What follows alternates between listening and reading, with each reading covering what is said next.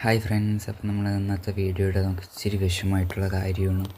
കാര്യം നമ്മുടെ ക്യാറ്റ് ഫിഷിനെ കണ്ടില്ല, അവൻ്റെ ടെയിലിൻ്റെ അവിടെയും അവൻ്റെ മീശയുടെ എവിടെയൊക്കെ ചെറിയൊരു ഇത് കണക്ക് നമ്മൾ ഇന്നലെ വാങ്ങിച്ചിട്ട് നമ്മുടെ കോയിക്കാർപ്പും റെയിൻബോ ഷാർക്കും എല്ലാം ഡെഡായിപ്പോയി.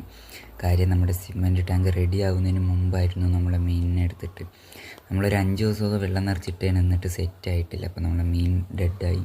അപ്പോൾ നമുക്കിനി ക്യാറ്റ് ഫിഷിനെ പിടിച്ച് പഴയ ടാങ്കിയിട്ടൊന്ന് ട്രീറ്റ്മെൻറ്റ് ചെയ്യണം. പിടിച്ച സ്ഥിതിക്ക് അവൻ്റെ സൈസും കൂടി ഒന്ന് നോക്കാമെന്ന് വിചാരിച്ചു. അവൻ്റെ സൈസ് നോക്കിയപ്പോൾ അവന് 20 സെൻറ്റിമീറ്ററാണുള്ളത്. ഞാൻ അവന് വെറും 6 സെൻറ്റിമീറ്റർ ഉള്ളപ്പോഴാണ് മേടിച്ചത്. ഇപ്പോൾ അവൻ 14 സെൻറ്റിമീറ്ററും കൂടി വളർന്നിട്ടുണ്ട്. അപ്പോൾ നമ്മൾ നേരെ നമ്മുടെ ബക്കറ്റിലോട്ട് ഷിഫ്റ്റ് ചെയ്ത് അവനെ ഇനി ട്രീറ്റ്മെൻറ്റ് ചെയ്യാനായിട്ടാണ് നമ്മൾ ഷിഫ്റ്റ് ചെയ്തിട്ടുണ്ട്. ഇനി നമുക്ക് നമ്മുടെ ടാങ്കിൽ വെച്ചിരുന്ന ഫ്ലൈവുഡും കല്ലുകളും എല്ലാം എടുത്ത് മാറ്റി കുറച്ച് വാഴയിലയും ബദാം ലീഫൊക്കെ ഇട്ട് ഇനി കറക്റ്റ് ഒരു 1 മന്ത് നമുക്ക് ഇട്ട് വെച്ചേക്കണം ടാങ്കൊന്ന് സെറ്റാവാൻ.